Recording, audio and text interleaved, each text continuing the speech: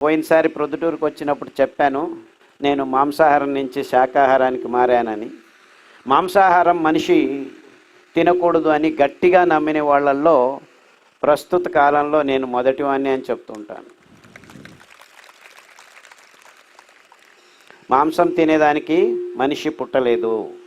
కానీ విపర్యాసం ఏమిటంటే ఇప్పుడు ప్రపంచమంతా మాంసం తింటున్నారు. ఎలాంటి మాంసం తింటున్నారు చెప్పనా? మీరందరూ స్టెరాయిడ్స్ ఇంజెక్షన్లు వేసి పెంచే ఈ కోళ్లను, పందులను, తర్వాత ఆవులను తినటం ఒకవైపు అయితే, ఇంకా ఈ పాశ్చాత్యులు ఈ వాణిజ్యీకరణ ఒత్తిడులతో ఇంకా 2 అంచెల ముందుకు వెళ్ళారు. సో కాల్డ్ బయోటెక్నాలజీ అనే పదాన్ని పట్టుకొని కుళ్ళిపోయిన మాంసాన్ని తీసుకొచ్చి డైజెస్టర్లో వేసి అమినో యాసిడ్స్ని సపరేట్ చేసి సింథసైజర్తో మళ్ళా పెప్టైడ్ అనాలిసిస్ అనేలా కాకుండా పెప్టైడ్ సింథసిస్ అని సాఫ్ట్వేర్ సహాయంతో రౌండ్ తిరుగుతున్న కడ్డీ మీద మీరు కోడి ముక్కను పోలినట్టు మాంసాన్ని మళ్ళా సృష్టిస్తున్నారు. దాన్ని కేఎఫ్సి అని మీరందరూ తింటున్నారు. అంటే ఈ కోళ్ళ ఫారంలో పెంచే కృతక మాంసము చాలా చెడ్డది. అందులో హార్మోన్లు, యాంటీబయాటిక్స్ చాలా ఉన్నాయి. 1 కేజీ మాంసంలో దాదాపుగా 8 నుంచి 12 కేజీల ధాన్యాల్లో ఉన్న రాసాయనిక పదార్థాలన్నీ జైవిక సాంద్రీకరణం చెంది ఆ మాంసం తయారవుతున్నప్పుడు వైరాను మొత్తం మాంసంలో కూడుకుపోతే ఆ మాంసం తినటం వల్ల మీకు వేరే రోగాలు రావటం ఒకవైపు అయితే,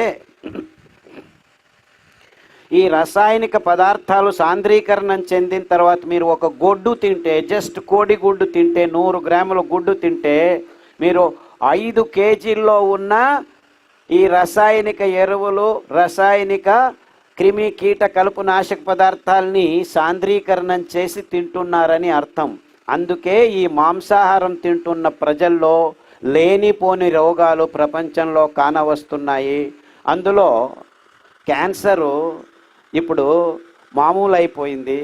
దానికంటే పెద్ద రోగాలు కొన్ని పార్కిన్సన్స్, ఆల్జైమర్స్ ఈ మాంసాహారంలో చాలా ఎక్కువగా కాడుతున్నాయి. ఇప్పుడు అమెరికాలో ఎవరు క్యాన్సర్కు భయపడటం లేదు, డయాబెటీస్కి భయపడటం లేదు.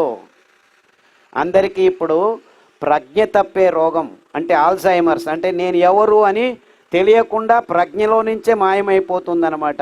నేను ఎప్పుడు పెళ్లి చేసుకున్నాను, నేను ఎవరు, నేను ఎప్పుడు పుట్టాను, ఎక్కడ పుట్టాను అని ప్రశ్నలు అడుగుతున్నారు. ఎందుకంటే వాళ్ళకి ప్రజ్ఞ లేకుండా పోతోంది.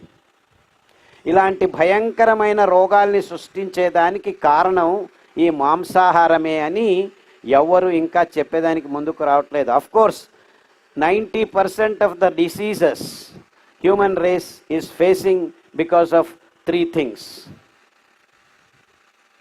Milk, sugar, meat and wheat. దాంట్లో రైసు ఇంకా అతి ముఖ్యంగా చేరుకుందన్నమాట. ఈ పదార్థాలని పెంచే విధానాలు అంత కృతకంగా తయారవటం వల్ల ప్రతి ఒక్కదానికి మానవ జాతికి వస్తున్న ప్రతి ఒక్క రోగానికి ప్రస్తుతం ఆధునిక కృషి పద్ధతుల్లో, కేంద్రీకృత వ్యవసాయ పద్ధతుల్లో తయారు చేస్తున్న ఆహార పదార్థాలే, ఇంకేమీ లేవు అని గట్టిగా నమ్మిన వాళ్ళల్లో నేను మొదటివాణ్ణి. అంటే మీకు ఏ రోగమైనా రానివ్వండి, దానికి కారణం ఇంతే: మీ నోట్లోకి పోతున్న ప్రతి ఒక్క ముద్ద, ప్రతి ఒక్క చుక్క మీ అనారోగ్యానికి దారి తీస్తుంది. ఇంతకంటే వేరే కారణం లేవు. 95% రీజన్ ఇంతే. అంటే నేను క్లుప్తంగా చెప్పొచ్చేది ఏంటంటే, పెద్ద లెక్చర్ ఇవ్వదలుచుకోలేదు ఈ దినం. ఇంకా వేరే విషయాలు మాట్లాడాలి అనుకుంటున్నాను. ఎందుకంటే ఆరోగ్యం మీరు తింటున్న ఆహార పదార్థాల్లో ఇమిడి ఉంది అని చెప్పకుండా, ఈ ట్యాబ్లెట్లు తీసుకోండి, ఈ ఇంజెక్షన్లు వేసుకోండి, ఈ విటమిన్ ట్యాబ్లెట్లు వేసుకోండి, మీకు మాంసాహారం లో మాత్రమే విటమిన్ B12 ఉంది అని చెప్తున్నారు ఈ డాక్టర్లు. మొత్తం ప్రపంచమంతా మాంసం తింటుంది. మన తెలంగాణ ఆంధ్ర రాష్ట్రాలు 97% మాంసాహారులు, నంబర్ 1 మొత్తం భారతదేశంలోనే నంబర్ 1. అయినా మన తెలుగు రాష్ట్రాల్లోనే విటమిన్ B12 తక్కువైందని ఇప్పుడు ట్యాబ్లెట్లు అమ్మడం మొదలుపెట్టారు ఈ డాక్టర్లు. మరి మాంసాహారంలో విటమిన్ B12 కోకొల్లలుగా ఉంటే ఆంధ్ర తెలుగు రాష్ట్రాల్లో విటమిన్ B12 తక్కువ ఉండకూడదు కదా, అందరూ మాంసం తింటున్నారు కదా హ్యాపీగా. Not only in Andhra Telangana, ప్రపంచమంతా మాంసం తింటున్నారు. కానీ B12 తక్కువ అవుతుందని ఈ డాక్టర్లు, ఈ డయాగ్నోస్టిక్స్ ల్యాబ్స్ చెప్తున్నాయి. ఎలా తక్కువ అవుతున్నాయి, ఎందుకు తక్కువ అవుతున్నాయి? ఇది తప్ప అది తప్ప?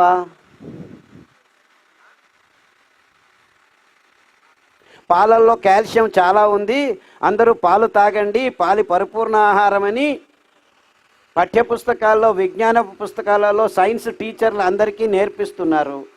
అంటే కాల్షియం మీ బోన్స్లో గట్టిగా కూడుకొని మీకు ఏ ప్రాబ్లం ఉండకూడదు కదా. అయినా కాల్షియం సప్లిమెంట్స్ $1 బిలియన్ బిజినెస్ అయింది, కూర్చుంది. దీనికి కారణం ఏమిటి? ఆస్టియోపోరోసిస్ రాకూడదు కదా. మీరు పాలు అందరూ తాగుతున్నారు, లీటర్లు అందరూ తాగుతున్నారు కదా. పొద్దున్న లేస్తే కాఫీ, టీ, ఇంకా చాలదు అని ఐస్ క్రీము, పన్నీరు అందరూ తింటున్నారు. క్షీర విప్లవం అని చెప్పి ఈ జైవిక తంత్రజ్ఞానంతో ఒక్కొక్క పాలు, ఒక్కొక్క ఆవు 15-20 లీటర్లు ఇచ్చేట్టు చేశాము. అందరూ పాలు తాగండి, పాలు మంచిదే అని తాగిస్తున్నారు కదా మీ అందరికీ. అందరూ పాలు పరిపూర్ణ ఆహారం అని నమ్మి పిల్లలకి పెద్ద పెద్ద బాటళ్లలో చక్కెర వేసి నోట్లో రుచి చూసుకొని పిల్లల నోట్లోకి పెడుతున్నారు కదా. మరి ఈ కాల్షియం ప్రాబ్లం ఎక్కడి నుంచి వచ్చింది, ఎందుకు వచ్చింది, ఇంతమందికి ఎందుకు వచ్చింది? 100కి 28 మందికి arthritis, rheumatism, calcium related vitamin D problems అన్నీ ఉన్నాయని ఒకవైపు అంకాంశాలు చెప్తున్నారు. సో ఇంత రెడీమేడ్ సప్లై ఉన్నా కానీ దాని మీద కాల్షియం ట్యాబ్లెట్లు అందరూ వేసుకుంటున్నారు. $1 బిలియన్ బిజినెస్ అది. ఇంకా ఎందుకు ప్రాబ్లమ్స్ ఉన్నాయి అంటే వీళ్ళు చెప్పేది తప్పైనా కావాలి, లేకుంటే ఇంత చేస్తున్నా మీ దేహాలు ఈ విటమిన్లని సరిగ్గా పీల్చుకోవట్లేదు అని. ఇన్ఫ్యాక్ట్ రెండోది కరెక్ట్ ఆన్సర్. ఎందుకంటే ఇవి కృతకమైన పదార్థాల నుంచి మీ దేహము విటమిన్లని సంగ్రహించలేదు. ఇది నిజమైన విజ్ఞానము. అస్సలాము అలైకుం సార్. నా పేరు షారిముల్, నా వయసు 59 సంవత్సరాలు. నాకు 15 సంవత్సరాల నుండి వెన్నెముక మెడ భాగం నొప్పిగా ఉంటుంది. ఎన్ని డాక్టర్ల వద్ద చూపించినా వెన్నెముక అరిగిపోయి ఆపరేషన్ చేయాలని చెప్పారు. నాకు భయం వేసి చేయించుకోలేదు. నా బరువు 103 కేజీలు, నా ఎత్తు 4.8. నాకు శరీరం అంతా చాలా నొప్పులు ఉంటాయి. కాలు చేతులు నొప్పులు ఉంటాయి. ఎడమవైపు ఎక్కువ నొప్పులు ఉంటాయి. నడుము నొప్పులు, బర్రెముక్కలు ఎక్కువగా నొప్పులు. 5 నిమిషాలు కూడా ఎక్కువగా నిలబడలేను. పిక్కల నుండి కాళ్ళ వరకు ఎక్కువగా నొప్పులు ఉంటాయి. మెడకు పట్టా కూడా వేసుకున్నాను, కానీ నాకు దాని ద్వారా ఎలాంటి లాభం లేదు. దీనికి మార్గం ఆపరేషన్ చేయించుకోవాలా లేదా ఏదైనా నాటు వైద్యం చేయించాలా? దయచేసి దీనికి మార్గం చెప్పాల్సిందిగా కోరుతున్నాను. ఇక్కడ 2-3 కాంప్లికేషన్స్ ఉన్నాయి ఈ కేసులో. ఒకటి హార్ట్, 2 ఊబకాయం, 3 నరాల దౌర్బల్యం. మూడిటికి సంబంధించినంత వరకు అన్నీ చేసుకునేదానికి ప్రయత్నం చేయకండి. హృదయ సంబంధ అని రాసిన పుస్తకంలో దాన్ని ఫాలో అవుతుంటే మిగిలిన ప్రాబ్లమ్స్ అన్నీ సెట్ అవుతూ వస్తాయి. అంటే మీరు దోసకాయ, సొరకాయ, గుమ్మడికాయ, బూడిద గుమ్మడికాయ రసాలు తాగుతూ, అరికలు, సామెలు ఎక్కువగా తింటూ, పారిజాతం, రావి ఆకు, బ్రహ్మజముడు ఇలాంటివి కొన్ని కషాయాలు రాశాను, హృదయ సంబంధిత కషాయాలు. దానిని తాగుతూ వస్తే 6 నెలల్లో మీ తూకం తగ్గుతుంది, హృదయ సంబంధమైన ఇబ్బందులు తక్కువవుతాయి, నరాల దౌర్బల్యం కూడా బాగవుతూ వస్తుంది. అంటే 3 రకాల రోగాలు ఉన్నాయని 3 కలిపి చేయాల్సిన అవసరం లేదు. ఏది ముఖ్యం ఇందులో? హృదయం ముఖ్యం. కాబట్టి హృదయ సంబంధిత రోగాలకు సంబంధించిన కషాయాలు, ఆహారం వాడడం మొదలు పెడితే మీకు అన్నీ బాగవుతూ వస్తాయి. కనీసం 6 నెలలు కావాలి. 103 కేజీలు అంటే దగ్గర దగ్గర మీరు హైట్ 4-5 అడుగుల కంటే తక్కువ ఉన్నారంటే దాదాపు మీరు 50 కేజీలు తగ్గాలి. దగ్గర దగ్గర half of the weight should go out. So అరికలు సామెలు ఎక్కువగా వాడండి. సో మీ తూకం తగ్గేదానికి అన్నిటికంటే బాగా పనిచేసే ఆహారం అరికలు సామెలు. సో హృదయానికి అదే ఆహారం.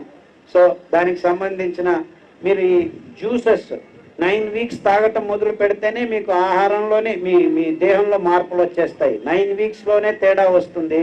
ఎప్పుడైతే మాంసం కరగటం మొదలు పెడుతుంది అప్పుడు మీ వెన్నెముక మీద ఉన్న ఆ నరాల ఒత్తిడి తక్కువైపోయి మీ భుజం మీద ఆ నొప్పులన్నీ కూడాను తగ్గుతూ వస్తాయి. సో మీరు వాడాల్సింది హృదయ సంబంధ రోగాలకు సంబంధించిన ఆ పట్టిలో ఉన్న ఆహార పదార్థాలు, కషాయాలు, జ్యూస్. చాలా మందికి యాక్సిడెంట్ల వల్ల లేకపోతే కొన్ని జ్వరాలు వచ్చినప్పుడు ఇలాంటి ఇన్ఫెక్షన్స్ జరుగుతూ ఉంటాయి. దానికి అతి ముఖ్యమైన ఆహారం అరికలు, కొర్రలు. ఈ వెన్నెముక సంబంధించినది అంటే రక్తము, నరాలు రెండిటికి సంబంధించింది. అండుకొర్రలు దొరికితే అవి కూడానే మంచివి మీకు. కానీ అరికలు, కొర్రలు, అరికలు 3 రోజులు, కొర్రలు 3 రోజులు వాడండి. కషాయాల్లో నరాలకు సంబంధించినది సాదాపాకు, పసుపు, దాల్చిన చెక్క, ఈ కషాయాలను వాడుతూ వస్తే జామ ఆకు కషాయము, ఈ 4 కషాయాలు వాడుతూ రండి. వెర్రి నువ్వుల నూనె, కొబ్బరి నూనె వారం వారం మార్చి 2-3 చెంచాలు పిల్లలకి తాపించండి. ఇప్పుడు మీరు 14 సంవత్సరాల వయసు, దాదాపుగా ఇప్పుడు ఆ స్థితిలో మీకు 10 సంవత్సరాలు ఉన్నారు. సో కనీసం 10 నెలల నుంచి 2 సంవత్సరాల్లో అబ్బాయి మామూలుగా నడిచేదానికి వీలవుతుందని నాకు నమ్మకం ఉంది. అవన్నీ సర్దుకుంటూ వస్తాయి. కషాయాలు చెప్పాను కదా, ఎప్పుడైనా ఏప్రిల్ నెల వచ్చినప్పుడు ఈ 7 కషాయాల్ని మీ పిల్లలకు తాగించండి. ఈ జబ్బులు రావటం, తుమ్ములు రావటం, కోల్డ్ కావటం, జ్వరాలు రావటం అంతా ఆగిపోతాయి అన్నమాట. ఇన్ఫాక్ట్ మీ పిల్లలందరికీ 7 కషాయాలు తాగించడం మొదలు పెడితే ఈ యాంటీబయాటిక్స్, ఈ రోగ నిరోధక శక్తి తక్కువ కావటం అంతా ఆగిపోతుంది అనమాట. సో జస్ట్ 2 ఇయర్స్లో మీరు మీ పిల్లల్ని డాక్టర్ దగ్గరికి తీసుకెళ్లకుండా ఉండొచ్చు ఈ కషాయాలు తాపితే, ఈ కొర్రలు, అండి కొర్రలు తినిపిస్తే. Just 2 years, all that it takes. 2 సంవత్సరాలు ఆ రౌండ్ చేయాలి అంతే మీరు.